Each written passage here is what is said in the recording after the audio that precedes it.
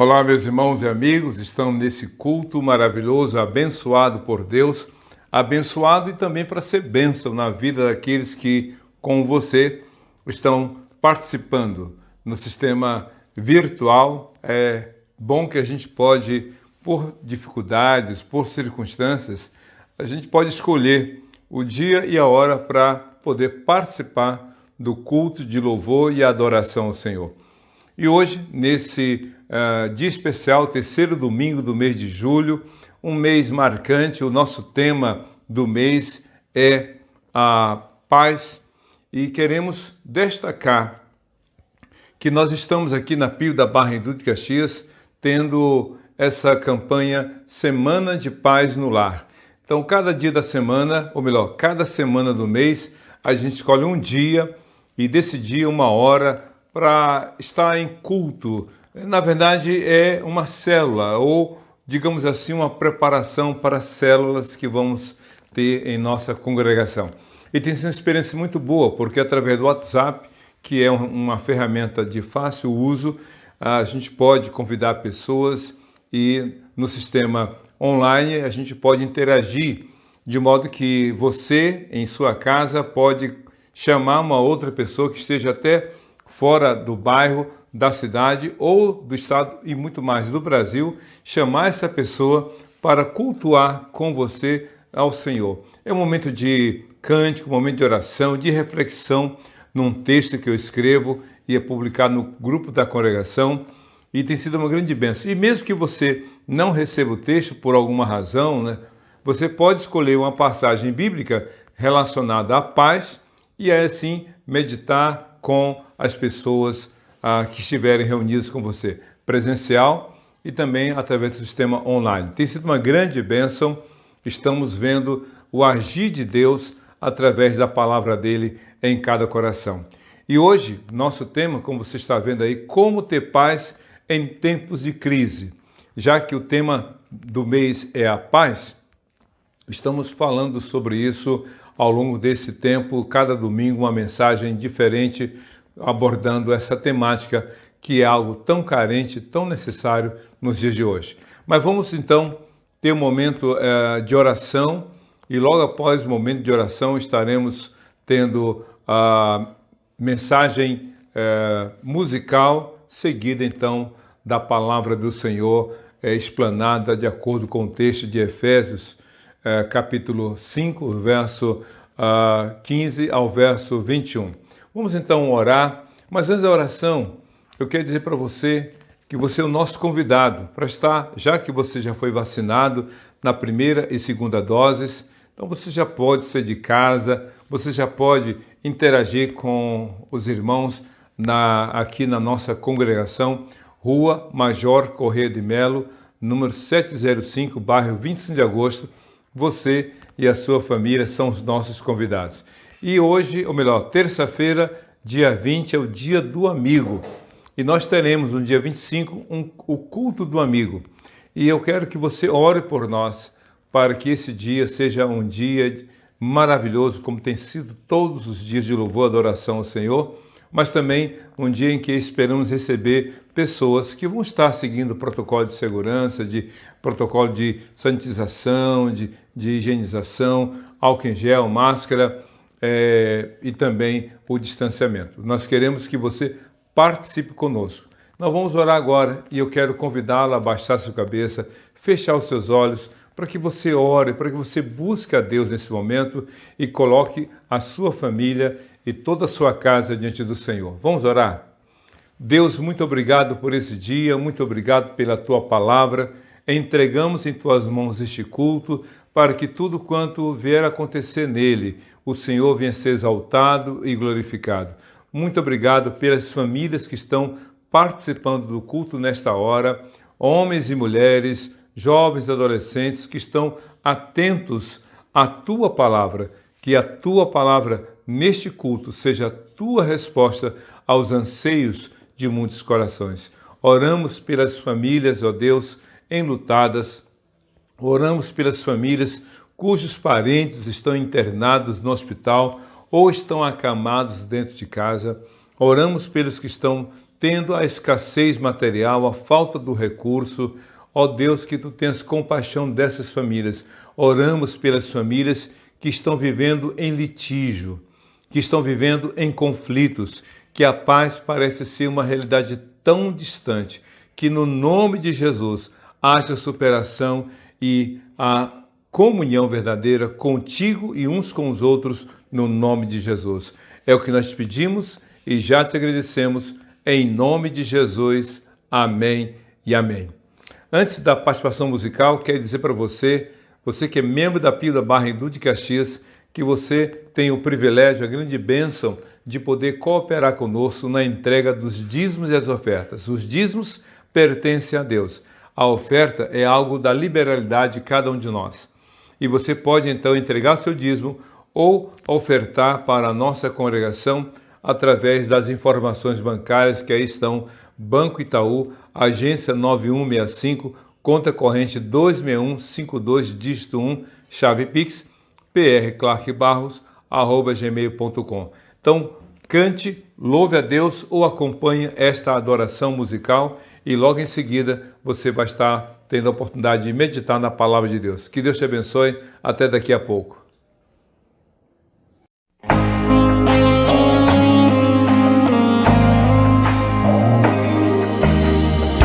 Disseram pra você que tudo acabou, que a prova te venceu e Deus te abandonou. Promessa não tem prazo de validade, mensagem negativa não vem do Senhor. Não aceite sua derrota, não se desespere. Espera no Senhor, não largue sua cruz. A última palavra ela não vem do médico, nem do advogado, ela vem de Jesus. A última palavra ela não vem do médico, nem do advogado, ela vem de Jesus. Você olha no relógio, vê passando as horas. Você ora, você diz: meu Deus, quanta demora. Meu irmão, é na angústia que Deus te socorre. Deus já preparou um pódio pra sua vitória. Até os seus amigos viram sua prova, disseram não vai vencer, porém se enganou. Deus promete, não esquece que Ele é fiel. Tome posse do milagre, a vitória chegou. A vitória chegou, a vitória chegou. Deus entrou na sua vida, a história mudou. Chegou, chegou, chegou o tempo de cantar e o de chorar passou. Chegou, chegou, chegou a prosperidade, o deserto acabou. Chegou, chegou, Deus entrou com providência, a vitória chegou. Agora eu quero convidar pra cantar comigo a minha filha Luana. É isso aí, mãezinha, vamos louvar. Não aceite sua derrota, não se desespere. Espera no Senhor, não largue sua cruz. A última palavra ela não vem do médico, nem do advogado, ela vem de Jesus. A última palavra ela não vem do médico, nem do advogado, ela vem de Jesus. Você olha no relógio e vê passando as horas. Você olha, você diz: meu Deus, quanta demora. Meu irmão, é na angústia que Deus te socorre. Deus já preparou um pódio pra sua vitória. Até os seus amigos viram sua prova, disseram não vai vencer, porém se enganou. Deus promete, não esquece que Ele é fiel. Tome posse do milagre, a vitória chegou. A vitória chegou, a vitória chegou. Deus entrou na sua vida, a história mudou. Chegou, chegou, chegou o tempo de cantar e o de chorar passou. Chegou e chegou, chegou a prosperidade, o deserto acabou. Chegou e chegou, Deus entrou com providência, a vitória chegou. A vitória chegou, a vitória chegou. Deus entrou na sua vida, a história mudou. Chegou, chegou, chegou o tempo de cantar e o de chorar passou. Chegou, chegou, chegou a prosperidade, o deserto acabou. Chegou, chegou, Deus entrou com providência, a vitória chegou. A vitória chegou, a vitória chegou, a vitória chegou, a vitória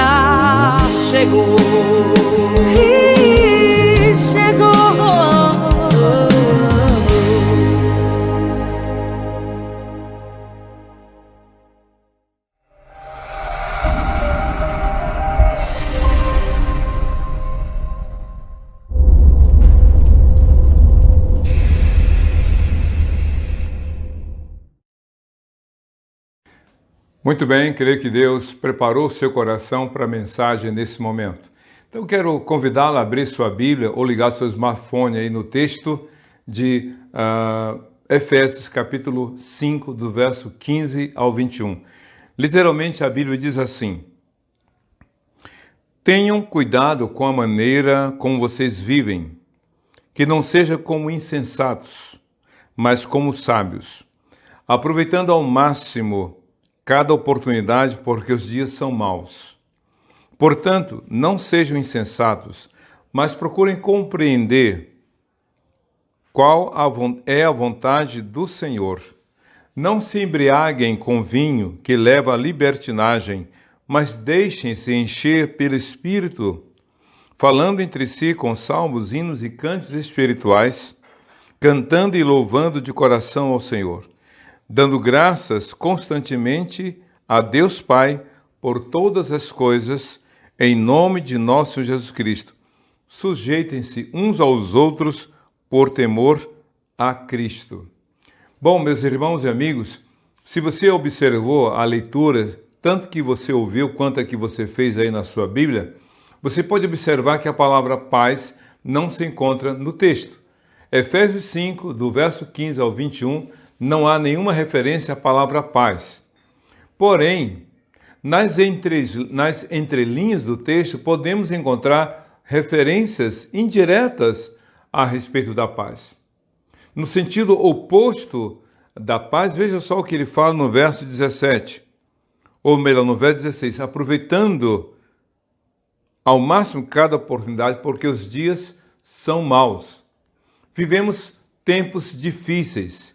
Vivemos tempos que realmente são tensos, tempos de dias maus, exatamente. Eu não me refiro só à questão da Covid, que agora já se tornou, infelizmente, parte do nosso vocabulário. Covid-19, pandemia, coronavírus, a gente já sabe tudo isso, mas, glórias a Deus, por outro lado, já se fala há muito tempo em vacinação, imunização, o volume de pessoas que têm sido vacinadas tem aumentado, a taxa de contágio tem diminuído, a taxa de morte também tem sido sensivelmente diminuída. A gente está vendo os efeitos dessa imunização que está acontecendo pelo Brasil afora. Mas, além da pandemia, outras questões têm provocado ou têm causado dias maus para você, para mim e para todos nós. A violência também se tornou lugar comum e agora tem a questão dos efeitos da pandemia, que é o desemprego, a falta de recurso para as famílias, problemas de doenças, digamos, oportunas por causa da Covid, pessoas têm tido outras complicações.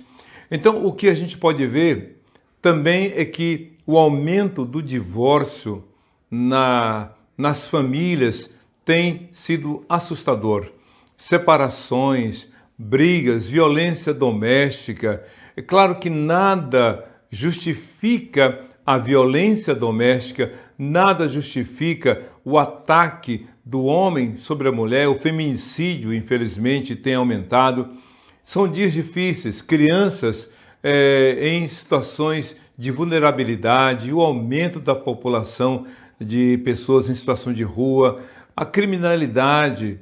Então, são dias difíceis. Por outro lado, a gente vê também o aumento da maldade, o aumento de escolhas equivocadas, de consumo de drogas e os seus efeitos. Bom, é um conjunto de situações que se enquadra, essas situações se enquadram nessa frase, dias maus. Aí vem uma pergunta: como ter paz em tempos de crise? Como ter paz em situações de dias maus? Porque o oposto da paz é a tribulação, é o sofrimento, é a angústia, é a ansiedade e tantas outras coisas que a gente tem observado nas pessoas. Bom, como ter paz? Realmente, a Bíblia não fala de paz diretamente, mas ela apresenta algumas atitudes que realmente vão resultar nesta paz tão desejada, tão, digamos, valorizada nos dias de hoje. Quais são os caminhos, quais são as atitudes que vão evidenciar esta paz ou vão tornar esta paz tão real? Uma das coisas que a Bíblia apresenta aqui é como ter paz em tempos de crise. Viva com sabedoria dada por Deus. Viva com sabedoria, porque diz aqui o texto no verso 15: tenham cuidado com a maneira como vocês vivem, que não seja como insensatos, mas como sábios. Insensatez é o oposto da sabedoria. Uma pessoa insensata é uma pessoa imprudente, é uma pessoa impulsiva, uma pessoa que age por fortes emoções e não como uma exceção, mas como uma regra. Uma pessoa insensata é aquela que não reflete, que não pensa, que não avalia os prós e os contras de uma decisão. Então, a pessoa pode ser inteligente, mas pode não ser sábia. Mas como assim? Agora você me deixou mais confuso, pastor Clark. Eu vou explicar. Uma pessoa inteligente, por exemplo, é uma pessoa que idealiza uma garrafa como essa. Ela planeja, ela é inteligente, ela faz o projeto é aprovado em empresa, então começa a produzir em série em grande quantidade, uma garrafa como essa. É inteligente. Agora, como usar essa garrafa? Aí é questão de sabedoria. Inteligência, portanto, há muitas pessoas que são inteligentes, que resolvem equações complexas, que são capazes de resolver ou encontrar defeitos e resolver de uma máquina, de um equipamento. Isso é inteligência. Sabedoria é diferente. E quantas pessoas, porque são inteligentes, mas não são sábias, usam de suas habilidades, de sua capacidade, da sua condição e de seus próprios recursos para fazer coisa errada. Pois é isso que a Bíblia está dizendo. Não viva como insensato, não andem como insensatos, mas como sábios. Se você quer ter paz em tempos de crise, busque ao Senhor para que Ele dê sabedoria, porque a inteligência é dada pelo Senhor democraticamente. Há pessoas que são mais e outras menos inteligentes, mas, quer saber, todas são inteligentes. Com diferenças de capacidade, sim, diferenças de nível, sim, mas todas são inteligentes. Acontece que nem todas são sábias. É por isso que a sabedoria já é dada por Deus de forma diferente. Ninguém nasce, ou melhor, ninguém pede para ser inteligente, né? A prova disso é que Amadeus Mozart, com 5 anos, compôs uma peça musical que ainda hoje é reconhecido como um fenômeno. Pessoas que têm uma capacidade de fazer cálculos, pessoas de memória extraordinária, são pessoas inteligentes. Mas a sabedoria é presente de Deus. Tiago, capítulo 1, diz: se você tem falta de sabedoria, peça a Deus que a dá liberalmente e não lance em rosto. Ou seja, quer ter paz? Busque, viva com sabedoria. E a Bíblia diz em Provérbios 1, versículo 7, o temor do Senhor é o princípio da sabedoria. Quer ter sabedoria? Peça a Deus. E a sabedoria dele está na palavra dele. E se você crê no Senhor Jesus, você será uma pessoa sábia. É interessante quando a gente lê no primeiro livro de Reis, capítulo 3. Salomão era o sucessor recém-empossado no Império de Israel. Seu pai, Davi, havia falecido e ele, ainda jovem, assumiu o trono e se tornou o sucessor de Davi. Uma coisa interessante, Salomão era uma pessoa rica, porque herdou o reino. Salomão era uma pessoa poderosa, tinha um exército sob o seu comando, uma coroa sobre a sua cabeça, um cetro, símbolo do poder, nas suas mãos. Era uma pessoa, portanto, rica, poderosa, era uma pessoa que tinha toda uma população ao seu dispor, porque todos aprovaram a coroação dele como rei. Mas o que ele pede a Deus? Ele diz: Senhor, me dê sabedoria.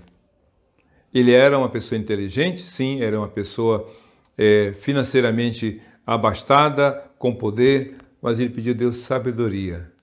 E só quem teme a Deus tem realmente a sabedoria. E quem tem sabedoria e vive pautado por esta sabedoria dada por Deus, tem paz no coração.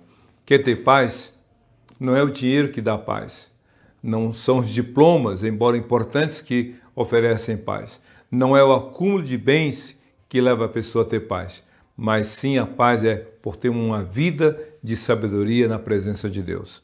Outra coisa interessante que a Bíblia nos leva a crer que a gente pode ter paz, você pode ter paz em tempos de crise, aproveitando bem as oportunidades. Veja só no versículo 16 de Efésios 5. Aproveitando ao máximo cada oportunidade, porque os dias são maus. Obviamente que quando a Bíblia fala aproveitar ao máximo as oportunidades, é aproveitar bem. E aproveitar bem a oportunidade é aproveitar as oportunidades para fazer o que é certo, justo e correto diante de Deus. Porque no sentido oposto se a Bíblia diz aproveitem ao máximo as oportunidades porque os dias são maus, ou seja, vivam de modo diferente. Não façam mal, não pratiquem o mal, não sejam gananciosos, ambiciosos, cobiçosos, não busquem interesse próprio, não queira dar uma de brasileiro esperto, tendo um jeitinho para tirar vantagem ou ganhar vantagem em tudo. Não há nenhuma alegria, não há paz interior, não há paz no coração para quem vive enganando, mentindo, se tornando uma pessoa que vive na base da tramóia, dos esquemas, das artimanhas. Não, ao contrário, uma pessoa que vive assim está sempre sendo enganada e sempre enganando. A Bíblia fala de Jacó. Jacó, muito esperto, se aproveitou da fraqueza moral do seu irmão Esaú e comprou de Esaú direito de filho mais velho, trocando por um prato de lentilhas. Esaú estava com fome. Jacó tinha feito aquele prato. Como Esaú não tinha caçado nada, voltou da sua tentativa de caça com fome. E aí quando viu aquele prato, disse: me dá esse prato, me dá um pouco aí. E Jacó, muito esperto, disse: eu vou dar a você esse prato se você me vender o seu direito de filho mais velho. Fica com ele, que adianta esse direito de filho mais velho se eu estou aqui morrendo de fome? Fica com esse direito e me dá esse prato. E a Bíblia fala que ele desprezou, Esaú desprezou o que Deus lhe havia dado, porque não foi Esaú que pediu para nascer primeiro, foi escolha de Deus. Pois é, a Bíblia diz que desde aquele momento Jacó viveu enganando e sendo enganado. Enganou seu irmão, numa segunda vez enganou o seu irmão, depois por 10 vezes foi ludibriado pelo seu sogro Labão. Ele também mostrou-se ser uma pessoa muito inteligente, muito sábia, e aí conseguiu reverter o quadro, de modo que seu sogro foi empobrecendo e ele enriquecendo, até que um dia ele chega e diz assim: Senhor, chega, não quero mais.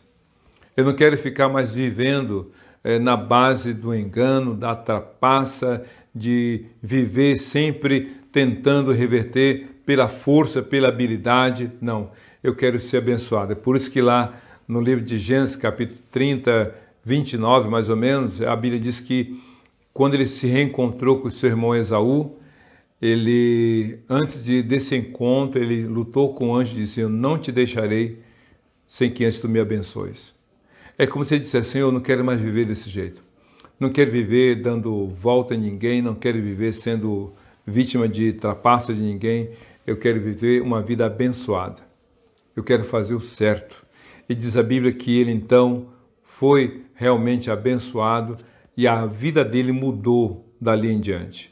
Ele foi franco, transparente e só fez o bem. Fez o bem a seu irmão Esaú e fez o bem a outras pessoas. Aproveite bem as oportunidades, aproveite ao máximo as oportunidades, para fazer o bem, porque os dias são maus. Eu creio que só vive em paz, só tem paz aquele que, diante de dias tão ruins, não se deixa ser influenciado por eles. Só vive em paz aquele que, mesmo vendo que a maioria faz a coisa errada, escolhe fazer o certo. Só vive em paz aquele que vai na contramão de um mundo que se opõe a Deus. Quer viver em paz? Aproveite as oportunidades, mas para fazer o bem. Aproveite ao máximo. Não faça aquém do que você pode. Faça ao máximo de suas possibilidades. Seja dedicado, seja zeloso. Ainda que você tenha uma função muito pequena dentro de uma empresa, faça o melhor dentro dessa empresa. Embora você tenha tantos colegas numa sala de aula, procure fazer o melhor, o certo e o correto, a despeito da maioria pensar diferente.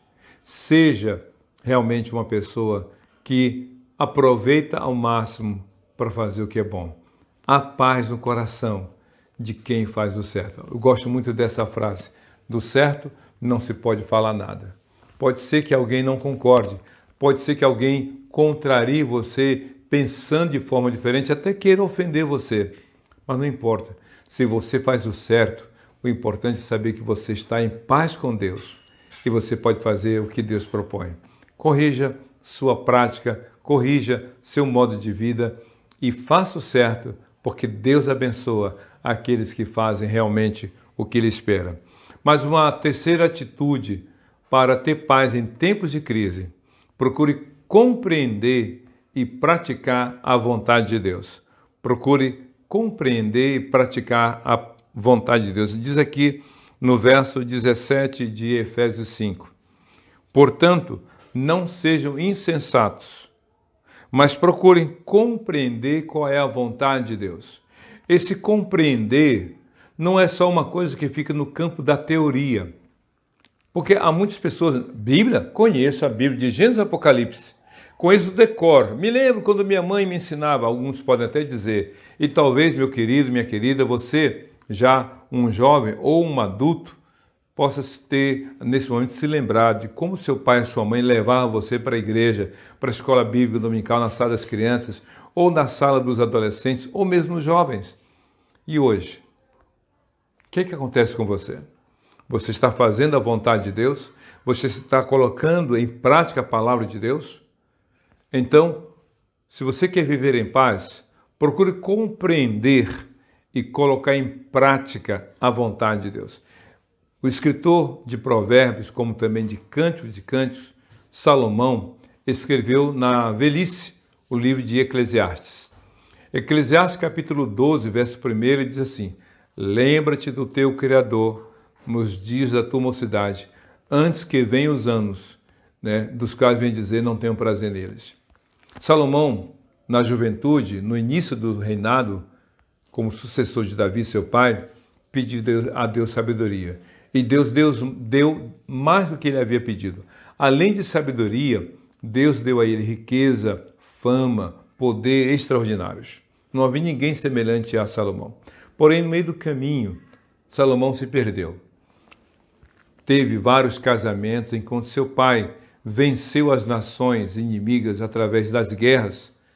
Salomão quis ter amizade com as nações vizinhas através de casamentos. Ele teve 1000 mulheres, 300 concubinas, 700 esposas, ou ao contrário, não me recordo. Só sei que foram 1000 mulheres, 1000 esposas, podemos assim dizer. Pois é, fez de tudo. Só que chegou uma hora em que bateu no teto. Eclesiastes é um livro de reflexões. É como se ele dissesse: não faça como eu fiz.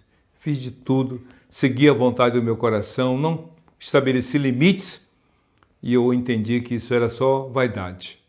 Por isso, disse ele lá em Eclesiastes 12:1, você que é jovem, busca o Senhor. Faça a vontade do Senhor. Se você ler os versos 9 e 10 do capítulo 11, ele fala: olha, jovem, faça tudo o que você quiser, mas lembre-se, um dia Deus vai te trazer a juízo. Um dia você vai prestar contas da sua vida a Deus. Salomão entendeu isso. Por isso que ele adverte aos seus leitores, e o Espírito Santo a você, a mim, a todos nós. Um dia vamos prestar contas. E aí Deus vai perguntar: o que você fez com a minha palavra? O que você fez com aquilo que eu lhe ensinei, que você aprendeu na sua infância e adolescência? O que você fez com a minha palavra que você tanto escutou? Você valorizou ou desprezou? O que você fez com a vontade que eu mostrei claramente para você? Às vezes, Deus fala com a gente através de outras pessoas. Pai e mãe, por exemplo. Filho, não faça isso.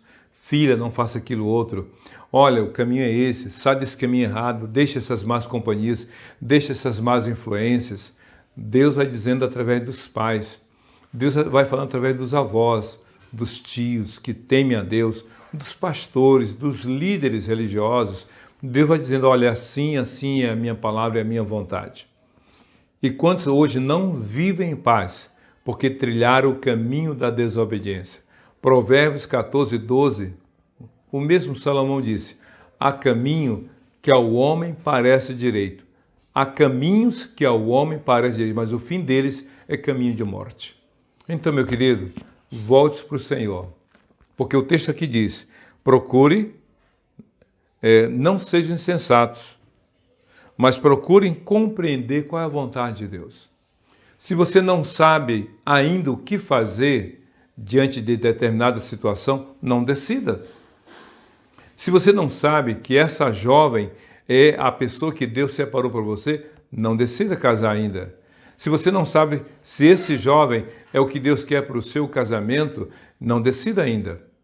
Se você não tem certeza que esta proposta de trabalho é o melhor para você, não aceite ainda. Então, o que Deus tem a dizer: olha, primeiro você conhece a vontade de Deus e depois você decide. Não dá para primeiro decidir e depois querer saber a vontade de Deus. A Bíblia diz em Romanos capítulo 12, versos 1 e 2. Portanto, não vos... diz lá, vou ler o texto aqui que é melhor. Romanos capítulo 12, está até aqui separado. Portanto, irmão, rogo-vos pelas misericórdias de Deus, que se ofereçam em sacrifício santo, vivo e agradável a Deus, que é o culto racional de vocês. Não se amoldem a este mundo, mas transformem-se pela renovação da sua mente, para que sejam capazes de experimentar e comprovar a boa, perfeita e agradável vontade de Deus. Então, se você quer viver em paz, pare um pouco, diga: Deus, mostre a tua vontade para mim.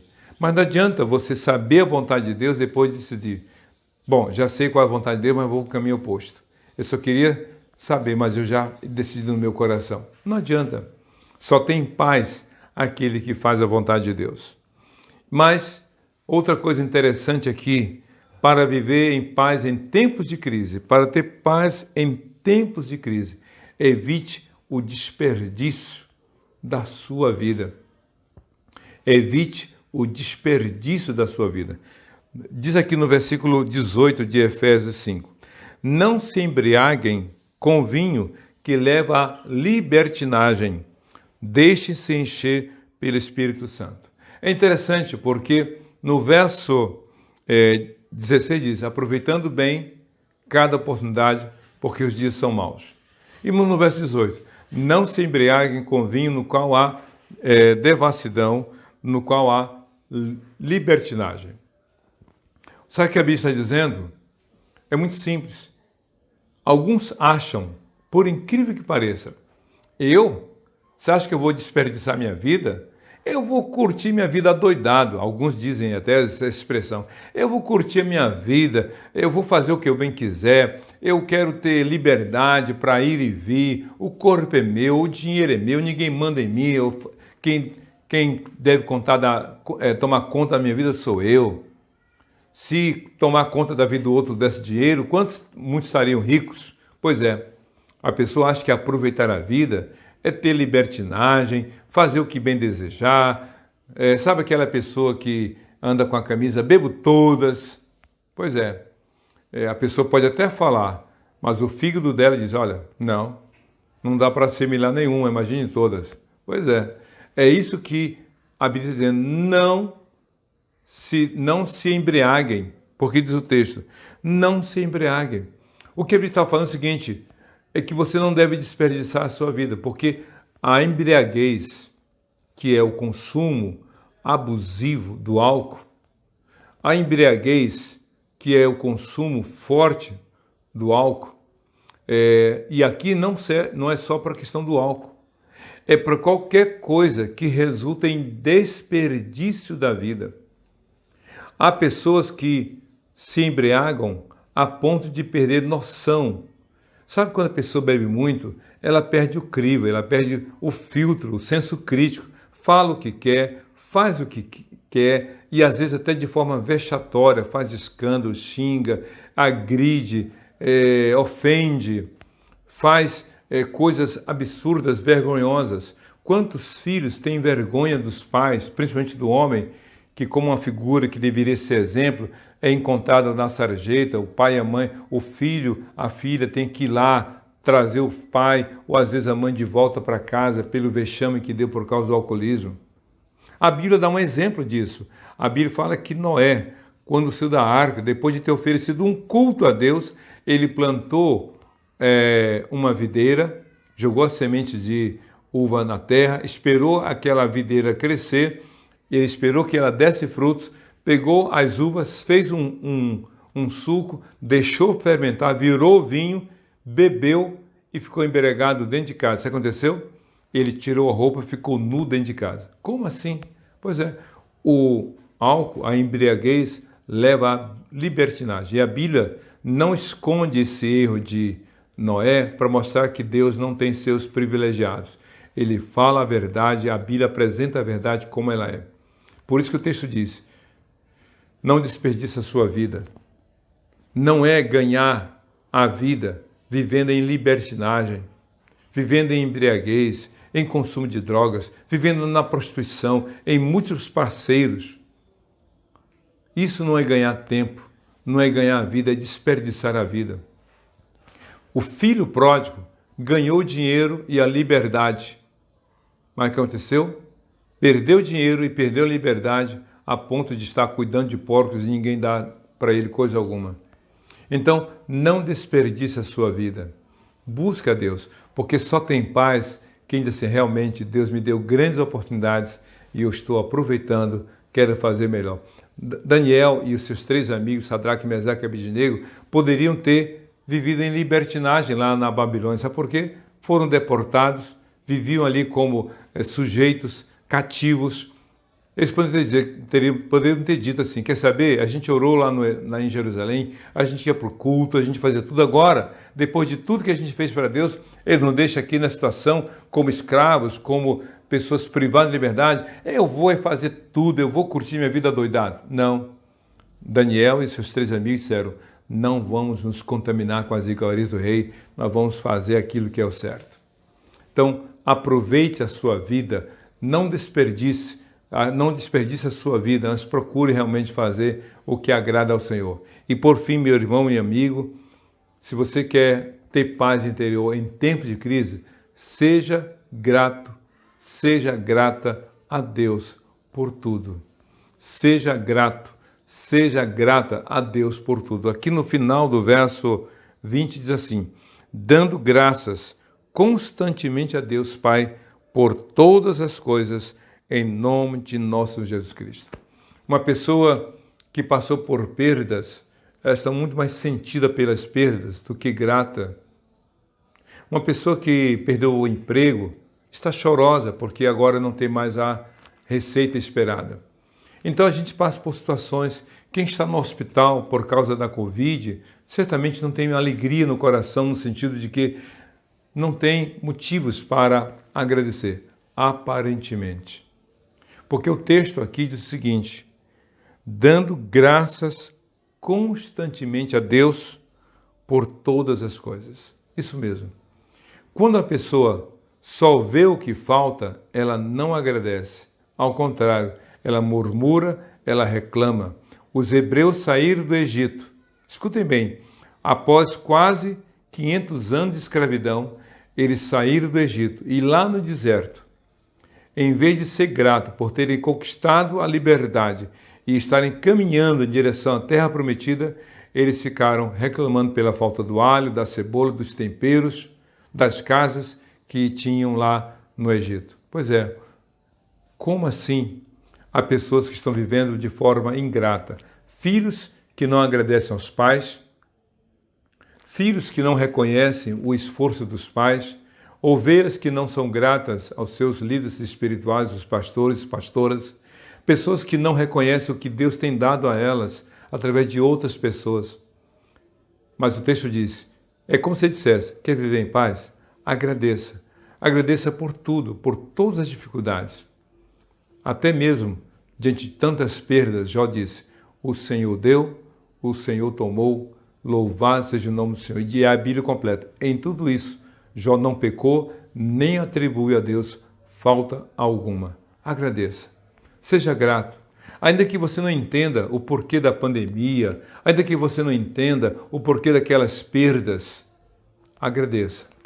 E quando você é grato, você diz, Deus, o Senhor está no controle. O Senhor está cuidando do que eu não posso cuidar. O Senhor está fazendo o que eu não posso fazer. Eu me sujeito e me submeto ao seu querer. Vamos orar? Coloque a sua vida diante do Senhor.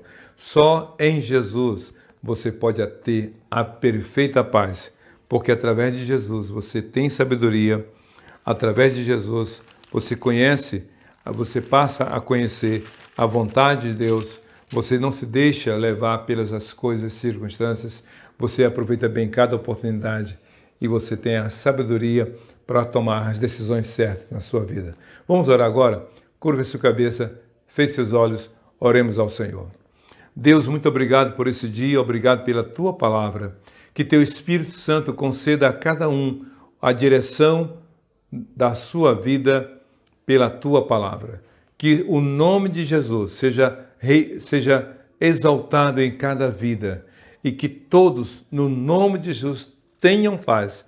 Essa paz que é resultante de uma vida de temor ao Senhor, tendo sabedoria, discernimento, tendo sujeição, submissão à Tua palavra, fazendo a Tua vontade. Que haja gratidão no coração de todos aqueles que estão ouvindo, vendo essa mensagem, para que possam enfrentar tempos difíceis, dias maus, com paz no coração, em nome de Jesus. É o que nós te pedimos e já te agradecemos, em nome de Jesus. Amém e amém. Que Deus te abençoe, em nome de Jesus, hoje e sempre.